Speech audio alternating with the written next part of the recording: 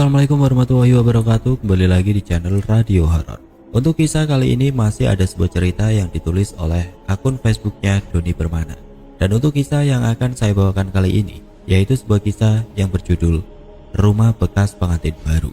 Dan sebelum kita lanjut ke ceritanya, tekan dulu tombol like video ini dan jangan lupa tekan juga tombol subscribe channel ini.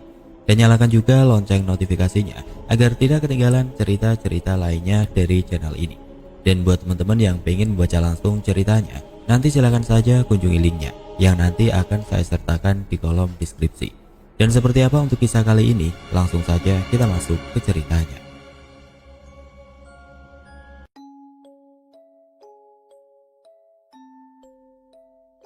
Di suatu hari di daerah Jawa Tengah ada sepasang kekasih. Mereka berdua sedang diseliputi rasa bahagia karena baru saja telah melaksanakan janji suci untuk sehidup semati dengan diadakannya pernikahan. Namun rasa bahagia itu berlalu hanya sekejap mata. Setelah hari berganti malam, kedua suami istri itu meninggal.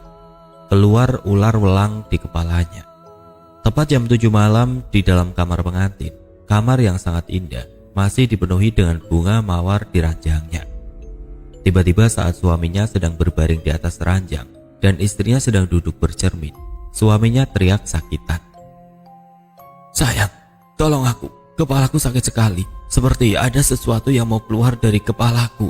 Sini cepat tolong aku," ucap suami yang langsung terduduk di ranjangnya. "Kamu kenapa sayang? Itu ada ular welang sangat besar keluar dari kepalamu. Tolong suami saya," ucap istri teriak-teriak sambil merangkul suaminya. Ketika suaminya menghembuskan napas terakhirnya, setelah ular welang seukuran tangan orang dewasa keluar dari kepala suaminya. Selang beberapa waktu setelah keluarga mendengar teriakan pengantin perempuan, semua penghuni rumah masuk ke dalam kamar. Di rumah itu ada ayah, ibu, adik laki-laki, adik perempuan, dan beberapa saudara lainnya. Di rumah itu semuanya keluarga dari pengantin perempuan.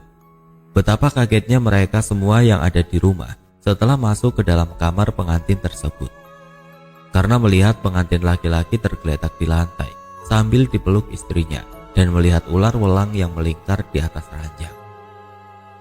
"Cahayu, suamimu kenapa?" ucap ibu pengantin perempuan. "Saya tidak tahu, Bu.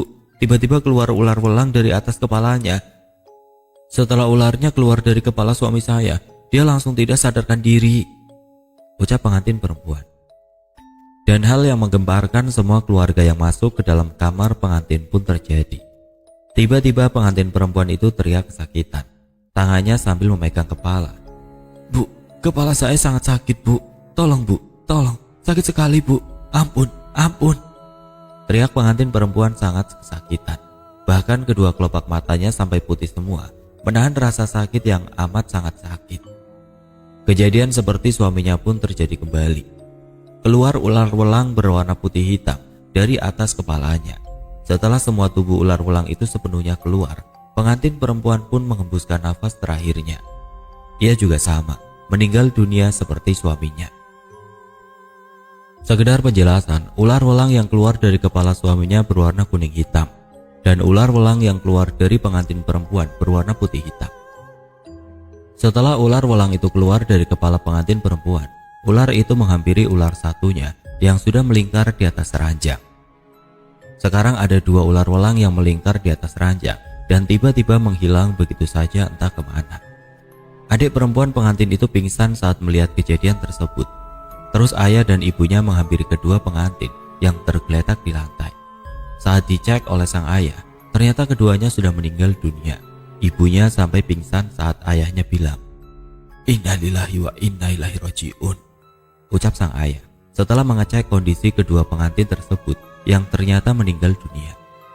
Kesedihan dan ketakutan yang amat dalam yang dirasakan keluarga pengantin baru itu dan sepasang pengantin baru tersebut dikuburkan keesokan paginya karena harus menunggu dulu keluarga pengantin laki-laki yang cukup jauh jaraknya dari rumah pengantin baru tersebut. Semua rahasia meninggalnya sepasang pengantin itu ditutupi oleh kedua keluarga perempuan dan laki-laki. Takut menjadi hal buruk diperbincangkan oleh warga kampung. 1987, di mana kisah itu terkuak oleh salah satu pekerja pemasang listrik. Dan kejadian meninggalnya sepasang pengantin baru itu 10 tahun ke belakang, berarti di tahun 1977. Kisah ini didapatkan ayahku saat bekerja untuk pemasangan listrik di salah satu daerah wilayah Jawa Tengah.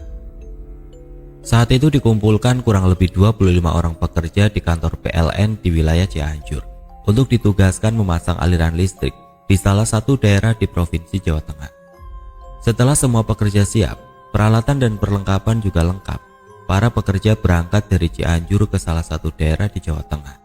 Memerlukan waktu seharian untuk sampai ke tempat tujuan. Singkat cerita, mereka sampai di daerah yang akan dialiri aliran listrik. Para pekerja disambut oleh satu orang babinsa, kepala desa dan beberapa tokoh masyarakat lainnya di kantor desa. Setelah perkenalan dan percakapan dirasa cukup, mandor berucap kepada kepala desa, "Pak Kades, semua para pekerja, peralatan dan perlengkapan ditempatkan di mana? Adakah tempat untuk semua pekerja tinggal sementara?" Ucap mandor, "Justru itu yang dari kemarin sebelum kalian semua datang ke sini, kami jajaran desa memusyawarahkannya, karena di kampung ini tidak ada penginapan ataupun rumah kontrakan. Adapun solusinya, jika kalian tidak keberatan, di kampung ini ada satu rumah kosong yang sudah lama tidak diisi. Cukup besar rumahnya, namun sudah lama dikosongkan. Tapi kalau keberatan, kalian semua bisa tinggal sementara di masjid yang ada di kampung ini." Ucap kepala desa. Rumah kosong itu ternyata rumah pengantin baru yang meninggal dunia di malam pertama setelah pernikahannya. "Lebih baik di rumah kosong, Pak, daripada tinggal di masjid karena bisa mengganggu orang beribadah. Tapi saya obrolin dulu sama para pekerja," ucap mandor. "Ya silakan, diobrolin dulu saja. Masalahnya, rumah itu sudah lama tidak diisi saja, padahal keluarganya tinggal di kampung ini juga." "Emang kenapa dikosongkan? Angker bukan rumahnya," ucap salah satu pekerja. "Mungkin gak kerasan saja keluarganya, karena yang punya rumah sudah lama pergi, atau juga tidak berani mengisinya karena bukan pemilik rumah, walaupun mereka keluarganya," ucap tokoh masyarakat. "Oh begitu ya," ucap salah satu pekerja lagi. "Mandor, kita tinggal di rumah kosong saja, jangan di masjid, takut ganggu proses peribadahan." "Pak Kades dengar sendiri kan, para pekerja milih tinggal di rumah itu. Bisa antarkan kami semua ke rumah itu, biar diberesin dulu rumahnya. Lagian hari masih sore juga, supaya ntar malam bisa istirahat, agar besok pagi bisa langsung bekerja." Singkat cerita, para pekerja diantarkan oleh kepala desa dan babinsa, beserta tokoh masyarakat ke rumah kosong itu. Karena kunci rumah sudah dipegang Pak Kades. Sebelumnya, Kades sudah meminta izin keluarga yang punya rumah, kalau akan ada yang tinggal sementara untuk mengisi rumah itu. Dan sampailah mereka semua di rumah tersebut, rumah yang berbeda dengan rumah lainnya, karena rumah warga yang lainnya kebanyakan masih dari kayu dan bambu yang dianyam. Sedangkan rumah kosong tersebut sudah terbuat dari tembok semen, bisa dibilang bekas rumah orang kaya. Setelah kunci rumah dibuka, seketika keluar angin yang berhembus dari dalam keluar rumah. "Wah, ini mah rumah angker. Pantas saja keluarga yang punya rumah tidak mau mengisinya, walaupun rumahnya bagus juga," ucap salah satu pekerja. "Jangan malu-maluin orang Cianjur. Tenang, ada Kang Dadan yang mengerti masalah gaib mah," ucap pekerja lainnya. Dan mereka semua pun masuk ke dalam rumah. Sebelum para pekerja ditinggalkan Kades, mereka semua diberitahu terlebih dahulu peraturan yang harus dipatuhi di rumah kosong itu. "Di sini ada 3 kamar. Kamar pertama adalah kamar yang punya rumah. Walaupun sudah tidak ada pintunya, jangan tidur di kamar ini. Tapi kalau berani silakan tidur di kamar itu." Ada yang aneh di kamar pertama. Semua isi kamar seperti baru selesai dihias. Kok seperti kamar pengantin baru? Semua hiasan kamarnya nampak baru selesai dihias. Apalagi bunga mawar dan bunga lainnya yang ada di atas ranjang, seperti baru saja ditaburkan. "Bukankah tadi Bapak bilang rumah ini sudah 10 tahun dikosongkan?" ucap mandor. "Tidak apa-apa, ada yang jaga dan merawatnya, Dor," ucap Dadan. Mandor pun berhenti bertanya setelah Dadan berucap tidak apa-apa. Terus tokoh masyarakat menjelaskan peraturan lainnya. "Jangan pernah ada yang buka kamar kedua ini, apapun yang terjadi jangan pernah dibuka. Tanggung sendiri akibatnya kalau berusaha masuk ke dalam kamar, ucap tokoh masyarakat. Kamar kedua masih ada pintunya, namun dipasang papan yang disilangkan di luar pintu dan ada tulisan Jawa kuno yang tertempelkan tepat di tengah-tengah papan yang disilangkan. Emang di dalam kamar ada apanya? Tanya salah satu pekerja. Tidak ada yang tahu di dalam kamar ada apanya. Nurut saja, jangan berani buka, ucap Babinsa. Seketika semua pekerja menengok ke arah Dadan. Turuti saja, ucap Dadan. Dan di kamar ketiga hanya ruangan kosong. Kamar itu bisa ditiduri oleh pekerja dan tidak ada aturannya. Terus melanjutkan ke dapur dan toilet. Semua orang terkejut saat mengecek ke dalam toilet. Di dalam bak air di toilet ada 2 ekor ikan mas koi. Satu berwarna hitam putih dan ikan koi satunya berwarna kuning hitam. Lah, kok ada ikan mas koinya? Angker banget ini rumahnya Pak Lurah, ucap Mandor. Ya juga ya, kok ada 2 ikan masnya? Jawab Pak Kades sambil menggaruk kepalanya. Sudah, biar saya bawa saja, buat disimpan di akuarium. Cantik bener kedua warna ikannya, ucap tokoh masyarakat. Ikan pun dibawa oleh tokoh masyarakat setempat yang ikut mengantar para pekerja ke rumah kosong tersebut.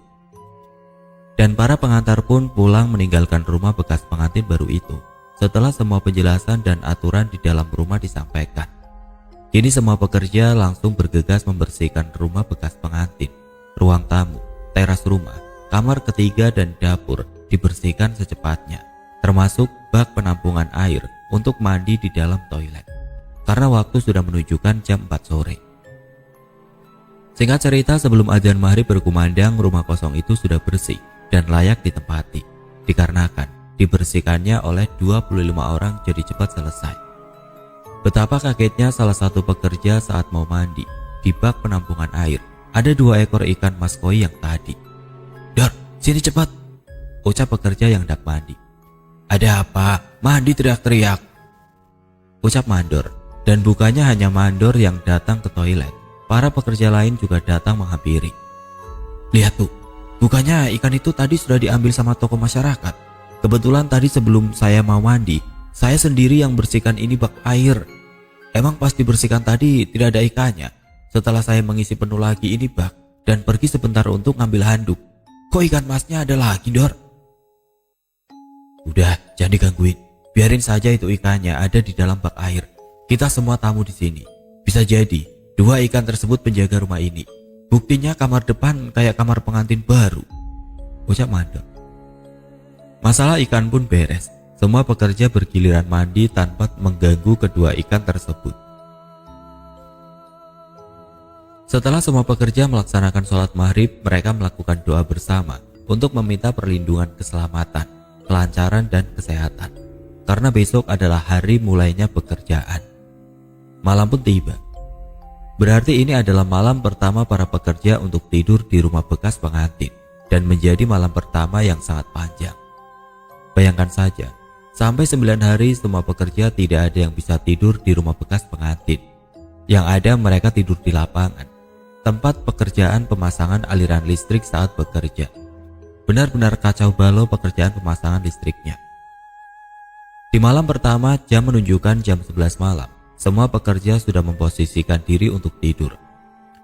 Ada yang di tengah rumah, kamar ketiga, malahan yang di dapur juga ada. Di saat obrolan sebelum tidur oleh para pekerja berhenti dan mata baru saja dipejamkan, tiba-tiba mata semua pekerja terbuka kembali, layaknya orang yang sudah tidur nyenyak dan terbangun karena waktunya bangun tidur. Tapi saat melihat jam ternyata masih jam 11 malam. Berarti semua pekerja belum ada yang tidur dan tepat jam 12 malam. Aduh, ini mah ada hal yang gak benar. Saya tidak bisa tidur, ucap lantang oleh salah satu pekerja di dalam kamar ketiga, berharap ada yang belum tidur dan menemaninya. Dan ternyata yang tidak bisa tidur itu bukan hanya dia seorang. Semua pekerja tidak ada yang bisa tidur. Seketika suasana yang tadinya sepi karena berusaha tidur pun jadi ramai, membicarakan bahwa mereka semua pun sama tidak ada yang bisa tidur. Udah, sekarang kalian tidur, besok harus kerja. Baca doa-doa sebelum tidur, ucap Mandor pada saat jam 1 malam. Dan suasana pun hening kembali. Semua pekerja berusaha untuk tidur lagi. Di saat suasana mulai hening, Tercium berbagai macam harum bunga yang sangat wangi sekali. Otomatis suasana jadi semakin hening. Berbagai posisi tidur pun dilakukan mereka semua. Ada yang berpelukan, menutup kepala dengan sarung, membalikan kepala menghadap bantal, baca doa-doa dengan nada lantang. Bahkan bacaan doa juga hanya bismillahnya saja. Bacaan doanya mendadak lupa. Mereka semua sangat ketakutan, walaupun sebenarnya belum ada penampakan, hingga ada sebuah teriakan oleh satu pekerja yang tidur dekat kamar pertama. Astagfirullah, apa itu? Teriak pekerja saat melihat kaki yang sangat besar mau menginjak pekerja yang tidur di dapur. Tapi kaki besar itu masih melayang belum diinjakan. Betapa kagetnya semua para pekerja saat mendengar teriakan. Mereka semua langsung membuka mata karena belum ada yang tidur sama sekali. Dan yang paling kaget adalah pekerja yang tidur di dapur saat membuka matanya. 6 orang yang tidur di dapur teriak-teriak sangat keras. Allahu Akbar, la ilaha illallah, astagfirullahaladzim, ampun, tolong. Ucap semua pekerja yang tidur di dapur saat membuka matanya karena melihat ada telapak kaki yang sangat besar mau menginjak mereka berenam. 6 orang pekerja mengangkat tangannya seakan mereka berenam mau menahan telapak kaki yang sangat besar yang mau menginjak mereka. Bahkan tidak ada kesempatan untuk bangun apalagi berlari kabur karena jarak telapak kaki besar itu sudah sangat dekat dengan tubuh mereka yang sedang berbaring. Tiba-tiba Dadan keluar dari kamar pertama, berdiri tepat di pintu kamar, dan hanya Dadan seorang yang berani tidur di kamar bekas pengantin. Dadan berdiri sambil melihat langit-langit dapur rumah, di mana ada kaki yang mau menginjak ke-6 teman kerjanya. Tidak ada percakapan, obrolan, doa bahkan mantra yang dibaca. Dadan hanya menatap dengan mata tajam, seakan ia sedang bertatap muka dengan makhluk besar itu. Kaki besar itu menembus langit-langit rumah, kulit kakinya dipenuhi dengan bulu hitam. Setelah Dadan keluar kamar, hanya beberapa saat menatap dengan tajam. Kaki sangat besar bahkan bisa menginjak 10 orang jika ia menapakkan kakinya ke tanah. Penampakan kaki itu diangkat kembali, tidak jadi diinjakan kepada 6 orang pekerja. Seketika 6 orang pekerja langsung loncat ke ruang tamu dengan ekspresi wajah sangat pucat pasi dan dipenuhi keringat dingin di sekujur tubuhnya karena saking ketakutan akan hal yang baru saja terjadi. Alhamdulillah, la ilaha illallah, Allahu Akbar. Teriak ke-6 orang merasa diri mereka selamat dari bahaya. Bukan hanya 6 orang pekerja yang sangat ketakutan, tapi semua pekerja sangat ketakutan karena mereka juga melihat penampakan telapak kaki yang mau menginjak pekerja yang tidur di dapur. Dan itu apaan? Ucap Pak Mandor. Itu penjaga rumah ini agar tidak ada orang yang berani merusak. Tapi kita semua di sini hanya ikutan tinggal sementara dan tidak ada niatan untuk merusak. Ucap salah satu pekerja. Kita semua bisa celaka kalau ada penjaga yang niat menyelakai. Ucap pekerja lainnya. Iya bener Dan, udah di batas wajar ini mah. Merasakan rasa takut adalah hal yang wajar.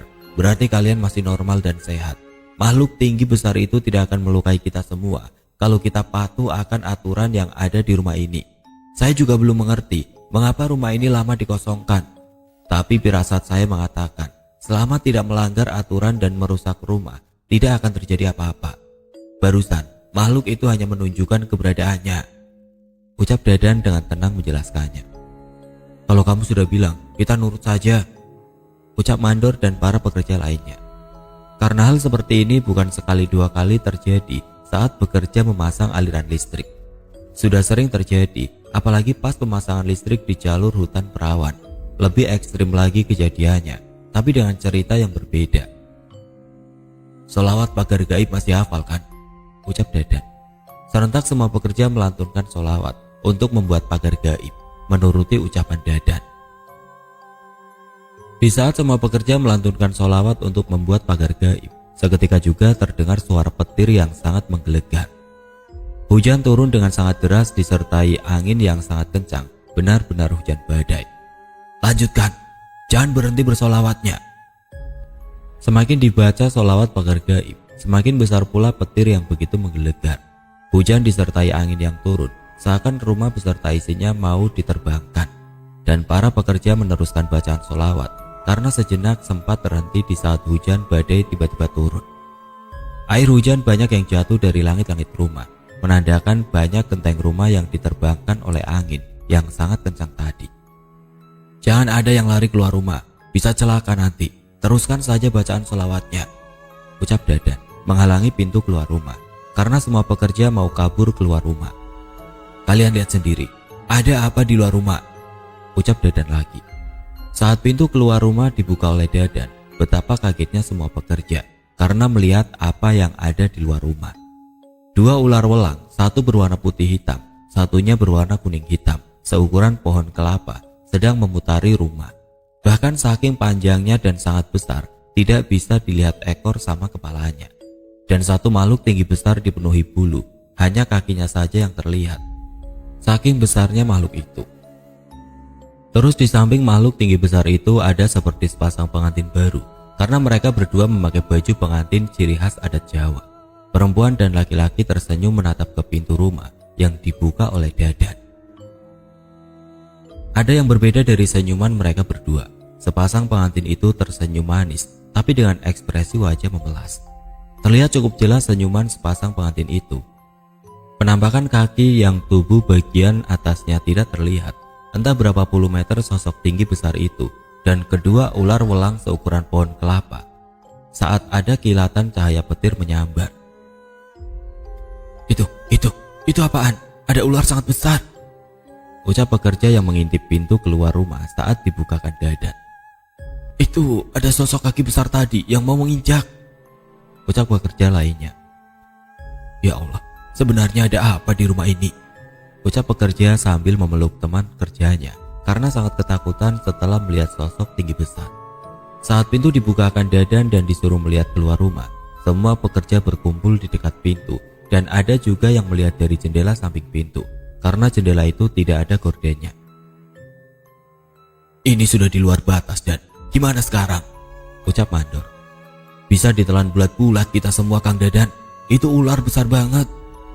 "Sudah, lanjutin bacaan sholawat pakar gaibnya. Banyakin zikir dan berdoa untuk meminta perlindungan dari Tuhan." "Saya takut sekali Kang." Pak, maafin semua kesalahan saya. Ya Allah, ampuni semua dosa saya semasa hidup di dunia ini. Allahu Akbar, Allahu Akbar," teriak salah satu pekerja saking tidak menyangka ada hal seperti ini. Setelah melihat penampakan yang ada di luar rumah, semua pekerja sangat ketakutan. Mereka sudah membasrahkan dirinya kepada Tuhan. Mungkin ini adalah hari terakhirnya menikmati dunia. Ada yang terduduk sambil memegang lutut, ada yang saling merangkul, ada juga yang menutup mata, ada yang tubuhnya tidak berhenti gemetar. Namun kebanyakan semuanya melantunkan bacaan ayat suci Al-Quran. Kemudian Dadan pun menutup pintu kembali. Suasana sejenak menjadi kondusif, tapi rasa takut di setiap orang masih sangat terasa. Karena hujan angin disertai angin masih belum berhenti. "Sekarang gimana Dan?" ucap Mandor. "Jangan bergantung pada saya hanya manusia biasa, meminta perlindunganlah kepada Tuhan Dor," ucap Dadan.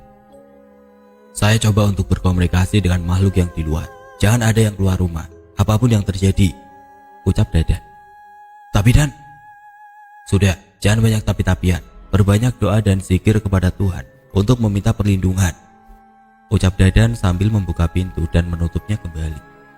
Ia keluar rumah bekas pengantin untuk mencoba berkomunikasi dengan sosok yang ada di luar. "Assalamualaikum," ucap Dadan tepat di depan kedua ular yang memutari rumah. Kedua ular tersebut berhenti memutari rumah dan kedua kepala ular besar tersebut kini menghadap Dadan seperti ular yang akan menangkap mangsa. "Waalaikumsalam wahai manusia," jawab ular berwarna kuning hitam sambil berdesis. "Kenapa kalian menempati rumah ini? Saya tidak suka," ucap ular berwarna putih hitam. "Saya berserta rombongan." Belum sempat Dadan menjawab pertanyaan dari ular, terdengar suara teriakan di dalam rumah. "Tolong, ampun, Allahu Akbar," teriakan para pekerja yang ada di dalam rumah. Ternyata setelah Dadan pergi keluar rumah, di dalam rumah terjadi hal yang di luar logika. Di dalam pintu kamar kedua seperti ada yang berusaha keluar. Duk, duk, duk. Pintu kamar kedua berguncang sangat keras. Mungkin kalau tidak ada papan yang disilangkan, pintu kamar kedua pasti terbuka. Karena pintu kamarnya kalau dibuka harus keluar kamar, tidak masuk ke dalam kamar. Pintunya kalau dibuka seperti sengaja dibuat supaya yang di dalam kamar tidak bisa keluar. Buka pintunya, saya mohon.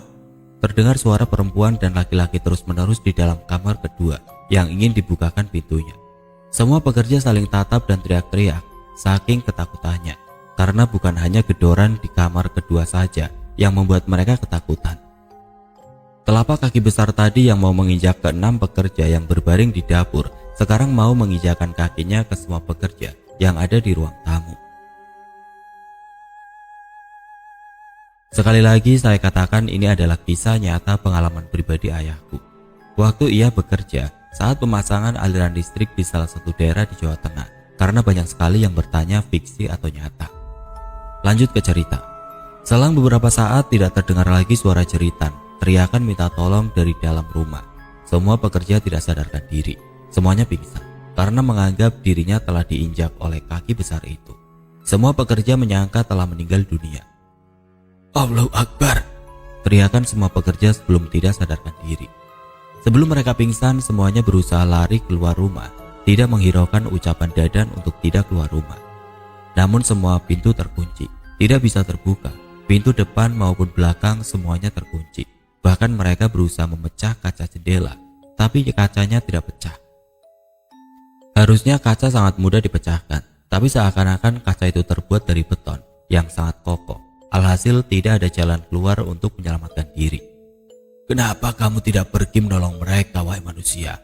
Kubunuh mereka semua, ucap makhluk yang sangat tinggi besar. Hanya suaranya saja yang terdengar menggelegar kepada Dadan. Ada Tuhan yang melindungi mereka. Saya hanya manusia biasa, tidak bisa apa-apa, jawab Dadan. Saya tahu kamu punya kelebihan dan mau mengusir saya. Sebelum kamu membunuh saya, kubunuh semua sahabat manusiamu duluan, ucap makhluk yang tinggi besar. Jika memang sekarang hari terakhir mereka menikmati dunia, saya tidak bisa berbuat apa-apa, karena semua makhluk hidup sudah Tuhan atur kapan dia harus meninggal, ucap Dadan. Sombong sekali kau manusia, ucap makhluk itu lagi. Apa yang harus saya sombongkan di dunia ini? Keagungan hanya milik Tuhan. Jika mereka harus mati karena dibunuh olehmu, maka mereka akan sangat bahagia. Syahid baginya, maka kebahagiaan akan Tuhan berikan di saat mereka dihidupkan kembali, ucap Dadan. Kamu memang menantangku, rasakan sendiri akibatnya. Kubunuh mereka semua, ucap makhluk itu lagi.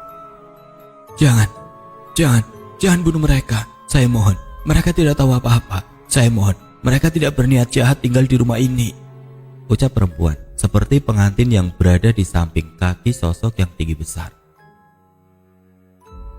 Dengarkanlah perkataan istriku, jangan kau bunuh mereka semua, ucap laki-laki seperti pengantin karena memakai baju pengantin. Tidak boleh ada yang buka kebenaran ini semua. Saya ditugaskan untuk menjaga rahasia ini semua, ucap makhluk besar itu. Mungkin ini adalah saatnya kebenaran semua ini terungkap. Biarkan semua orang tahu tentang apa yang sebenarnya terjadi. Kamu lihat sendiri keluargaku. Sampai saat ini mereka dirundung kesedihan dan ketakutan di setiap harinya, ucap pengantin perempuan. Selama saya masih ditugaskan untuk menjaga semua tentang apa yang sebenarnya terjadi, tidak boleh ada yang tahu semuanya. Kubunuh mereka semua, ucap makhluk tinggi besar. Jangan, saya mohon. Ular, bunuh manusia ini, makan dia biar mati, dan akan kubunuh mereka semua yang di dalam rumah. Saya akan injak sampai mati, ucap sosok tinggi besar tidak menghiraukan ucapan sepasang pengantin. Dan kedua ular welang pun mau menerkam Dadan setelah mendapat perintah untuk membunuhnya. Saat jarak ular beberapa sentimeter lagi ke tubuh Dadan, Dadan mengangkat tangan kanannya lalu mendekatkan telapak tangan ke telinganya, dan selanjutnya Dadan mengumandangkan azan subuh sampai selesai karena sudah memasuki waktu azan. Allahu Akbar, Allahu Akbar. Seketika ular welang itu menghilang saat Dadan melantunkan azan pada bait pertama, dan makhluk tinggi besar pun juga menghilang saat Dadan melanjutkan bait kedua bacaan azan. Tolong bantu, bukakan tabir yang telah lama tersimpan, ucap pengantin perempuan sebelum sepasang pengantin itu ikut menghilang. Hujan angin disertai petir pun seketika reda begitu saja setelah Dadan mengumandangkan azan. Lalu ia masuk ke dalam rumah dan membangunkan semua pekerja yang tidak sadarkan diri. Ada yang pingsan di pintu dapur, di pintu depan, dan di bawah jendela yang ada di dalam rumah, karena semua pekerja berusaha menyelamatkan dirinya masing-masing. Saat salah satu pekerja dibangunkan Dadan, "Allahu Akbar, Alhamdulillah." "Sudah, kalian semua tidak apa-apa. Sekarang bangunkan pekerja yang lainnya," ucap Dadan. "Dan saya tadi mau diinjak kaki besar. Kirain saya kita semua meninggal. Saya pingsan sebelum kaki itu menginjakku."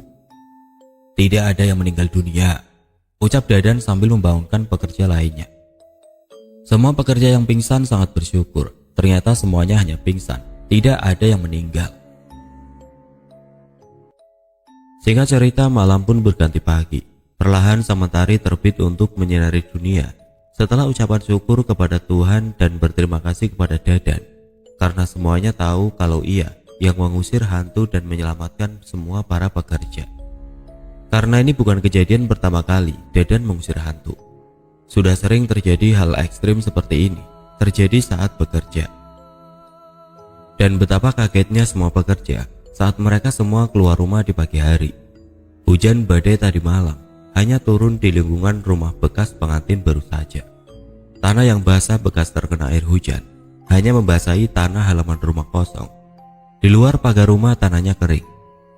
Genteng rumah, pohon depan rumah semuanya diterbangkan angin, dan bekas pohon roboh dan genteng yang terbang hilang entah kemana. Di hari kedua tidak ada yang kerja ke lapangan. Semua pekerja membersihkan kembali rumah kosong itu. Banyak sekali air yang masuk ke dalam rumah karena gentengnya terbang, sehingga membasahi pakaian yang dibawa pekerja. Genteng rumah yang hilang tersapu angin pun dibenerin lagi. Karena di samping rumah ada banyak sekali genteng yang belum dipakai. Mungkin sisa genteng dulu saat pembangunan. Yang kebagian benerin genteng yang hilang, kebetulan mandor yang naik ke atas rumah kosong tersebut. Betapa kagetnya ia saat mau mengganti genteng yang hilang di atas kamar kedua. Di atas kamar kedua tidak ada langit-langitnya. Jadi yang melihat dari atas genteng bisa melihat isi dalam kamar kedua. Ternyata di dalam kamar kedua ada dua kuburan yang bikin merinding mandor. Hampir terjatuh dari atas rumah. "Dan, sini, naik ke atas cepetan." "Kenapa, Dor?" ucap Dadan sambil menaiki tangga untuk naik ke atas rumah yang sedang dibenerin gentengnya. "Saya tidak sengaja melihat apa yang ada di kamar kedua, Dan, karena ada beberapa genteng yang diterbangkan oleh angin semalam." "Emang isinya apa?" ucap Dadan sambil menghampiri perlahan ke tempat mandor mengganti genteng di atas kamar kedua. "Lihat sendiri sama kamu. Ada yang gak benar di rumah ini," ucap mandor. Dadan tidak terlalu kaget saat melihat isi yang ada di dalam kamar kedua. Takut memperkeruh keadaan, dia hanya melihat secara seksama apa yang ada di dalam kamar kedua tersebut. "Dua kuburannya kenapa seperti baru menguburkan orang yang baru saja meninggal ya? Dan lihat, tanah kuburannya masih merah dan bunga di atas kuburannya juga seperti baru saja ditaburkan." "Iya benar, Dor. Mirip kamar pengantin di kamar pertama. Semuanya masih seperti baru dibuat. Padahal kan kamu juga dengar sendiri ucapan kades kemarin bahwa rumah ini sudah 10 tahun dikosongkan. Tapi kok gini ya?" ucap mandor. "Di rumah ini penjaga dari makhluk gaibnya sangat kuat, Dor, dan harus terungkap semua kejanggalannya. Kenapa semua ini bisa terjadi?" ucap Dadan. "Lebih baik kita pindah tempat tinggal sementara saja, Dan. Saya takut ada efek sampingnya kepada kita semua," ucap mandor. Berdiskusi di atas atap rumah yang sedang benerin genteng rumah yang hilang karena diterbangkan hujan semalam. Dan obrolan pun terhenti karena ada teriakan dari bawah memanggil Dadan dan mandor. "Tunggu sebentar," ucap mandor. Setelah genteng diganti, mereka berdua turun ke bawah. Ternyata teriakan untuk turun dari atas genteng rumah karena ada tamu laki-laki yang ingin bicara dengan mandor. "Perkenalkan, saya Tarji," ucap lelaki parubaya. "Nama telah saya ganti, bukan nama sebenarnya." "Oh ya, salam kenal. Saya mandor pekerja yang ada di sini. Saya mau melihat kondisi kalian di sini. takut terjadi apa-apa. Saya adik laki-laki yang punya rumah kosong ini. Mas lihat sendiri kan, rumahnya berantakan. Semalam semua pekerja mendapatkan hal yang sangat ekstrim sekali, ucap Mandor. 7 tahun ke belakang juga ada salah satu keluarga yang mengisi rumah ini. Hanya satu malam mereka menginap. Paginya mereka, ucap Tarji menelan ludahnya sambil melihat kanan kiri rumah.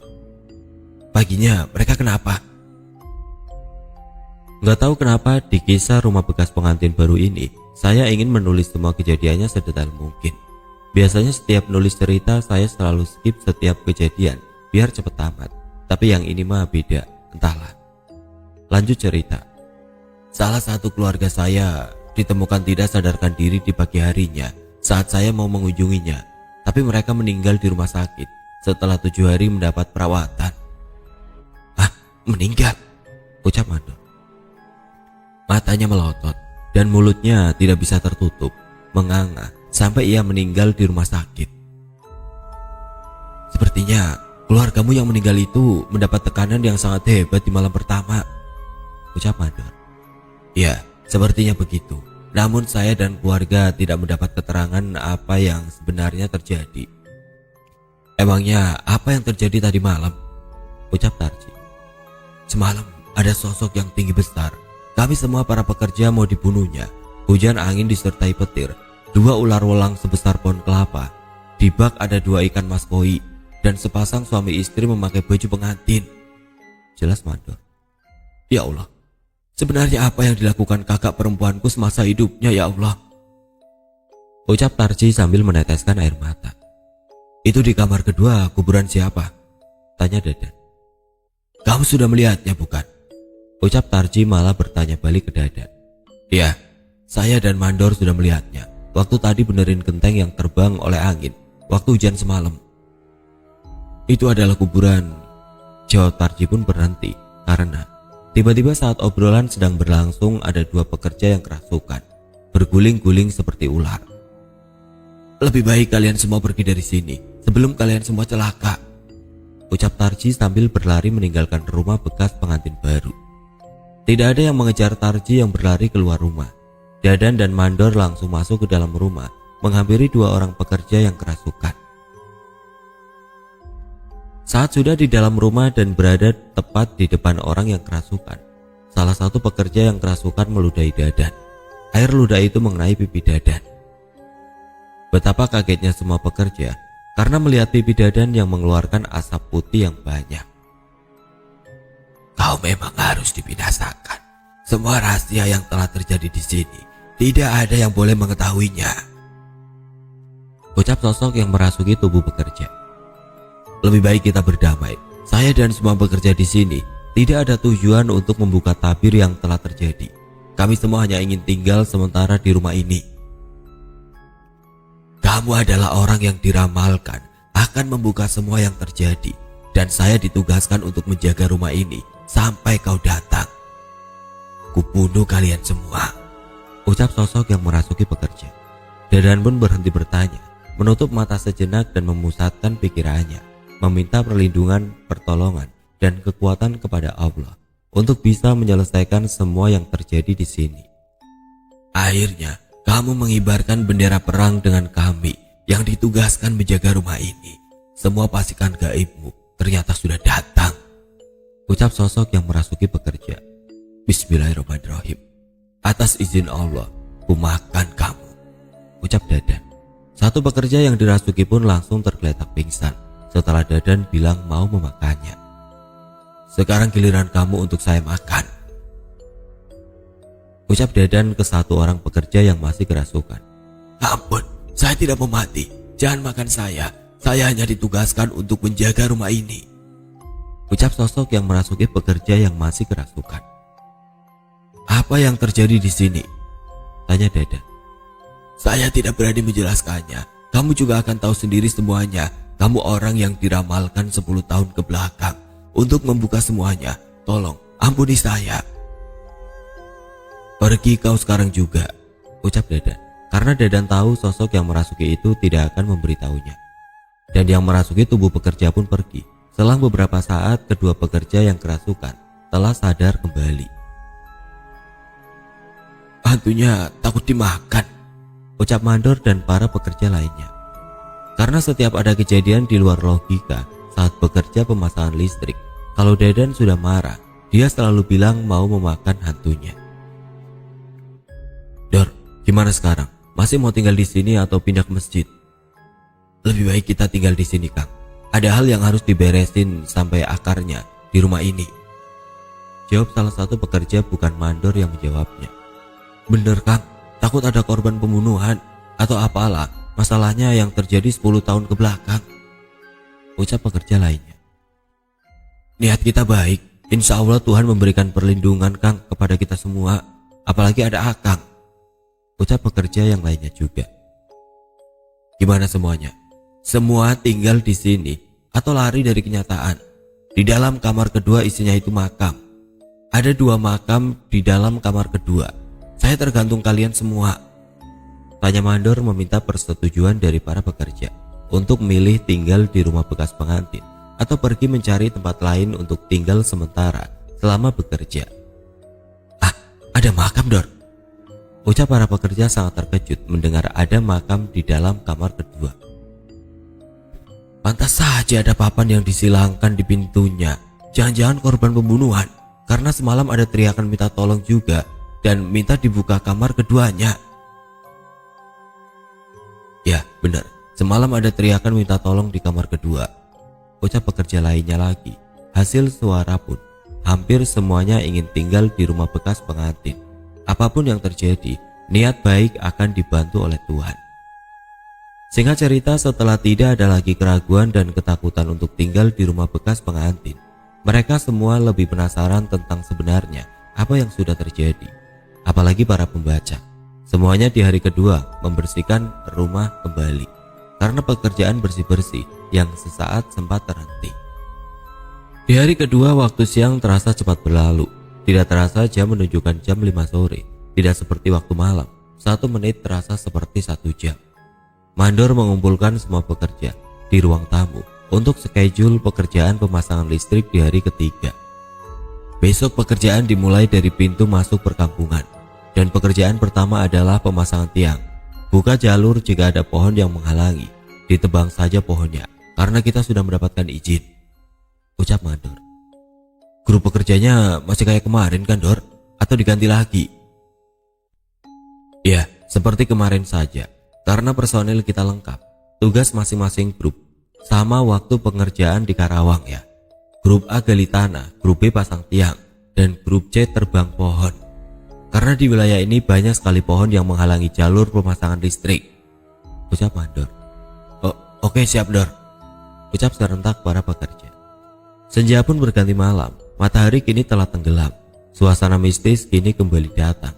Rasa takut adalah hal yang sangat wajar, namun para pekerja berusaha berdamai dengan keadaan yang mulai mencekam. Karena ini bukan hal mistis pertama kali yang para pekerja lalui. Bahkan ada yang lebih ekstrim lagi kejadiannya saat pengerjaan pemasangan aliran listrik. Jam menunjukkan jam 9 malam. Rasa kantuk mulai mendatangi para pekerja. Wajar saja karena tidak ada yang bisa tidur di malam pertama, karena teror semua pekerja terima. Kini tidak ada yang tidur terpisah. Semua tidur berdempetan di ruang tamu. Tidak ada lagi yang tidur di dapur ataupun di kamar ketiga. Hanya Dadan yang tidurnya memisahkan diri. Dia tidur di kamar pertama, kamar pengantin yang seperti baru saja selesai dihias. Tidur di atas ranjang yang dipenuhi bunga mawar. Suasana pun sejenak hening. Semua pekerja berusaha untuk tidur, tapi hanya sebatas memejamkan matanya saja. Tidak ada yang bisa tidur di malam kedua juga. Dan Dadan pun memejamkan matanya di kamar pengantin baru. Tiba-tiba suasana berubah. Sukma Dadan keluar dari raganya. Dadan kembali ke waktu di mana kejadian sepasang pengantin meninggal dunia di malam pertama. "Kamu sedang tidak bermimpi, Mas," ucap perempuan yang berada di samping Dadan. "Ini adalah kejadian di mana saya dan istri saya meninggal dunia," ucap lelaki yang berada di samping sebelah kiri Dadan. Jadi posisi mereka bertiga seakan sedang menonton kejadian 10 tahun yang lalu, di mana sepasang pengantin baru meninggal dunia karena keluar ular welang di kepalanya. Tidak ada pertanyaan dari Dadan. Dia hanya melihat secara seksama kejadian itu berlangsung. Terus setelah menunggu keluarga laki-laki dari pengantin baru datang dan dijelaskan kenapa mereka berdua meninggal, esok paginya dikuburkan di pemakaman warga kampung tersebut. Tidak ada yang aneh saat proses pemakaman berlangsung, tapi kejanggalan terjadi setelah proses pemakaman saat keluarga almarhum balik lagi ke rumah. Pada jam 6 sore ada lebih dari 10 orang laki-laki yang datang melayat. Mereka yang datang bukan keluarga atau juga warga kampung. Semua keluarga tidak ada yang mengenalnya, dan salah satu tamu itu berkata, "Kuburan almarhum harus dipindahkan sekarang juga. Kalau tidak, maka kalian semua juga akan bernasib seperti pengantin baru tersebut," ucap tamu yang datang. "Emangnya anak saya berbuat apa semasa hidupnya? Meninggalnya pun tidak wajar, dan sekarang sudah dikuburkan pun harus digali kembali," ucap ayah pengantin perempuan sambil meneteskan air mata. "Anakmu semasa hidupnya kaya mendadak karena sebuah perjanjian. Perjanjian itu dilanggar olehnya. Sekarang anakmu menanggung akibatnya," ucap tamu yang datang. "Apa? Anakku menduakan Tuhan, bukan?" ucap ibu pengantin perempuan sangat terkejut. "Tidak, dia tidak menduakan Tuhan," ucap tamu lagi. "Anakmu adalah pemegang kunci utama akan semua rahasia masa lalu. Tapi anakku melanggarnya karena memberitahu suaminya, dan suaminya juga melanggarnya karena memberitahu yang lainnya. Semua yang telah tahu akan rahasia ini telah meninggal dengan cara yang sama. Keluar ular dari kepalanya." "Emangnya rahasia apa yang anakku ketahui?" "Kamu mau mati juga seperti anak kamu. Semua manusia buta kalau sudah masalah harta," ucap tamu lagi. "Tapi kenapa makam anakku harus dipindahkan? Dan kemana juga dipindahkannya?" "Makam sepasang pengantin itu akan dipindahkan ke kamar kedua, karena akan banyak orang sakti yang datang ke makam anakmu untuk mencari tahu semua rahasia masa lalu. Kami di sini akan menjaga rumah beserta makam anakmu," ucap tamu itu lagi. Setelah percakapan yang panjang, makam sepasang suami istri itu digali lagi dan dipindahkan ke kamar kedua. Pintu kamar kedua diganti. Harusnya buka pintu itu ke dalam, diganti keluar. Kalau dibuka dan dipasang papan yang disilangkan, terus ditempeli kertas bertuliskan Jawa kuno. Dadan hanya menonton dan menyaksikan kejadian 10 tahun yang lalu itu terulang kembali, ditemani perempuan dan laki-laki. "Kamu semasa hidup menanggung rahasia apa?" tanya Dadan ke perempuan di sampingnya. "Saya semasa hidup." Belum sempat perempuan itu menjawab, Sukma Dadan kembali ke raganya. Karena teriakan minta tolong dari pekerja, saat Dadan membuka mata dan duduk di atas tempat tidur kamar pengantin, Dadan melihat ke ruang tamu. Semua pekerja pada terbang, seakan ada yang melempar mereka satu persatu. "Turunkan mereka semua. Berani sekali kamu mengganggu sahabat kerjaku." "Aku hanya bermain dengan mereka. Kini saya ditugaskan untuk mengawasi kalian, tidak lagi untuk membunuh kalian. Ternyata leluhurmu bukan orang sembarangan. Hingga waktunya tiba, kamu dipanggil tuanku. Aku akan mengawasi kalian," ucap sosok tinggi besar. Saya ambil garis besar biar cepat selesai kisahnya. Selama 9 hari semua pekerja tidak ada yang bisa tidur di malam hari. Semua pekerja kebanyakan tidur di lapangan saat pengerjaan pemasangan listrik. Berbagai gangguan gaib mereka terima di malam hari. Yang sering terjadi adalah semua pekerja tiba-tiba ada yang dilempar keluar rumah. Namun semuanya pada ngeyel balik lagi ke dalam rumah. Tiap malam selalu turun hujan, angin disertai petir. Tapi hujan itu hanya turun di area rumah saja. Di luar pagar rumah tanahnya kering. Hingga di hari ke-9 datang sosok yang tinggi besar lagi. Tepat jam 12 malam, suara langkah kaki terdengar bergema di luar rumah. "Dadan, keluar kau," ucap sosok yang tinggi besar di luar rumah. Dadan pun keluar rumah, tapi para pekerja ingin ikut keluar. "Kang, kami ikut bantu Akang." "Bantu doa saja di dalam rumah. Insya Allah saya tidak apa-apa," jawab Dadan. Dadan pun keluar rumah menghampiri makhluk tinggi besar itu. "Tuanku ingin berbicara denganmu," ucap sosok tinggi besar. "Saya sudah menunggu saat ini datang," ucap Dadan. "Pejamkan matamu. Sekarang kita pergi menghadap tuanku. ucap sosok tinggi besar. Dadan pun memejamkan matanya, terdengar suara lelaki penuh wibawa. Silakan buka matamu. Selamat datang. Maaf membuat kamu menunggu lama. Saya harus bersemedi dulu untuk mendapat petunjuk dari Sang Hyang Widi. Apakah kamu ramalan yang telah tertulis? Ucap sosok lelaki parubaya, berparas tampan dan penuh wibawa di setiap ucapannya. Sebelum menjawab pertanyaan, Dadan melihat sekeliling tempatnya berada sekarang. Seperti tempat persidangan, namun setiap meja dan kursi terbuat dari benda berkilauan. Saya yang harusnya meminta maaf karena telah lancang mengganggu kenyamanan tempat ini, membuat Anda menjadi gunda. Tidak ada sedikit pun niatan untuk mengetahui ataupun merusak tatanan yang telah ada di sini. Di sini hanya sebagai kuli untuk membahagiakan ibu dan ayahku.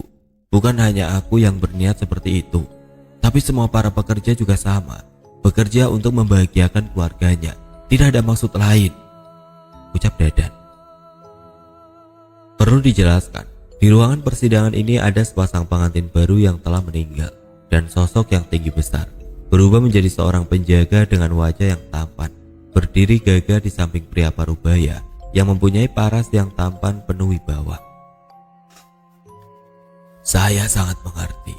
Setelah leluhurmu datang padaku untuk jawaban semedi yang saya lakukan, saya berserta yang lainnya di sini ditugaskan untuk menjaga hal yang sangat berharga, bahkan bisa memakmurkan seluruh negeri, ucap sosok parubaya. Bukankah tanah ini sudah merdeka? Merdeka tanahnya, tapi di suatu tahun akan terlilit masalah yang sangat besar. Hanya dengan benda berharga yang kami jaga, semua masalah akan terselesaikan, ucapnya lagi. Dadan hanya menganggukkan kepala. Kelak akan lahir Satria Piningit, memimpin negeri ini. Semua penduduk akan hidup makmur, damai sentosa, dan hidup sejahtera saat dipimpin olehnya, ucap pria parubaya. Apa kaitannya dengan mereka berdua sehingga mengalami hal yang sangat menakutkan sebelum ia meninggal? Tempat penyimpanan benda berharga harus ada manusia yang mengetahui keberadaannya, karena saat Satria Piningit itu memimpin negeri, benda berharga yang kami jaga selama ini akan langsung diberikan. Nenek moyang perempuan itu adalah orang yang ditugaskan menjaga keberadaan tempat berharga tersebut. Pengantin perempuan terpilih sebagai keturunan yang mengetahui sekaligus menjaganya, ucap pria parubaya. Kalau ditugaskan menjaga, kenapa harus mati dibunuh? Sebenarnya salah satu keturunan yang terpilih menjaga adalah Tarji, adik laki-lakinya. Tapi saat itu Tarji masih kecil.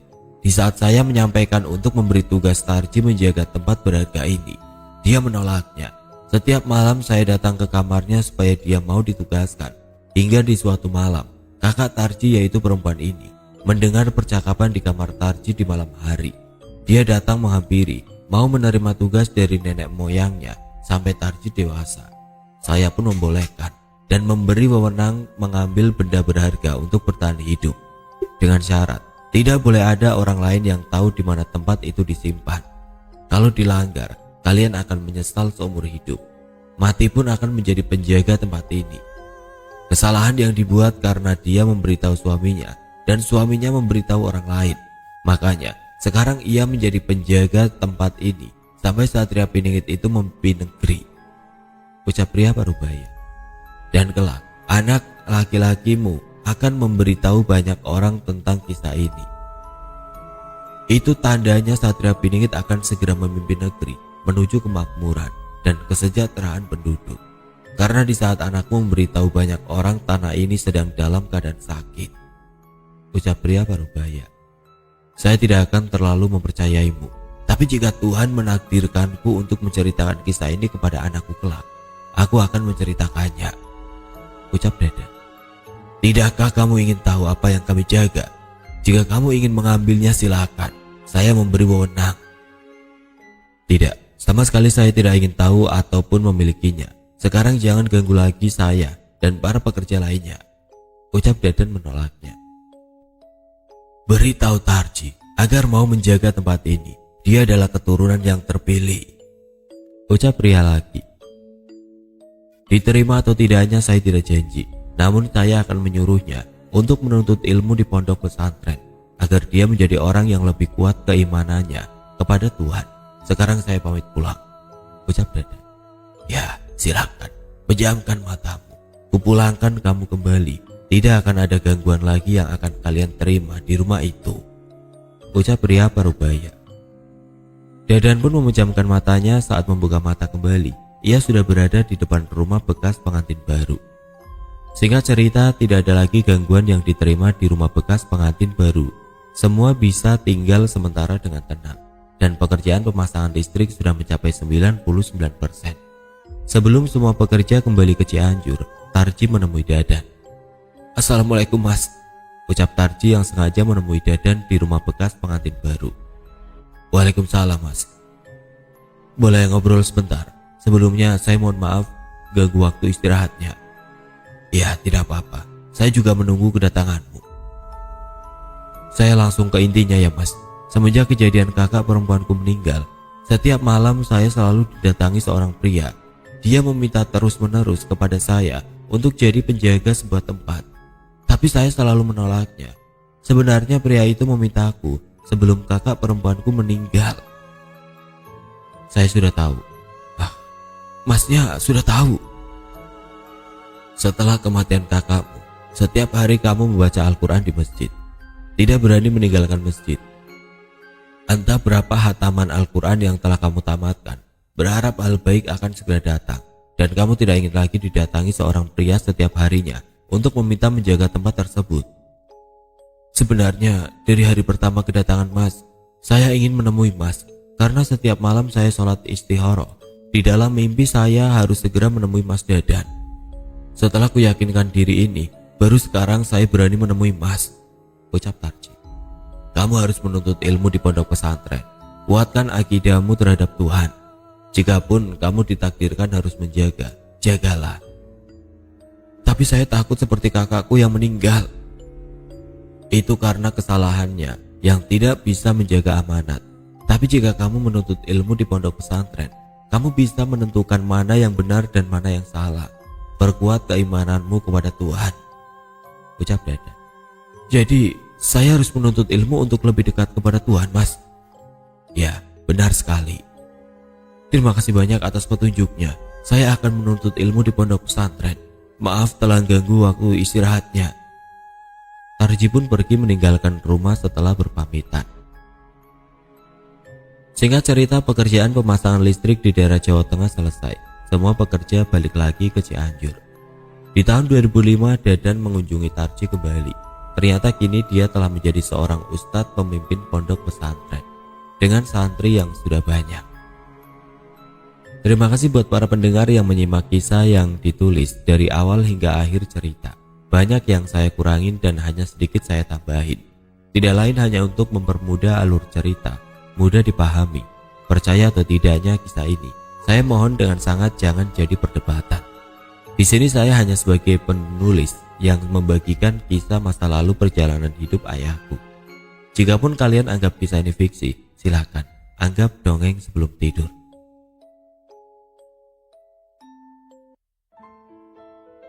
Oke teman-teman, sekian untuk kisah kali ini. Bagaimana menurut kalian tentang kisah ini? Tulis komentar kalian di kolom komentar. Dan buat teman-teman yang baru bergabung, jangan lupa untuk like, komen, share, serta subscribe channel ini. Dan nantikan kisah-kisah horor berikutnya tetap di channel Radio Horor. Wassalamualaikum warahmatullahi wabarakatuh.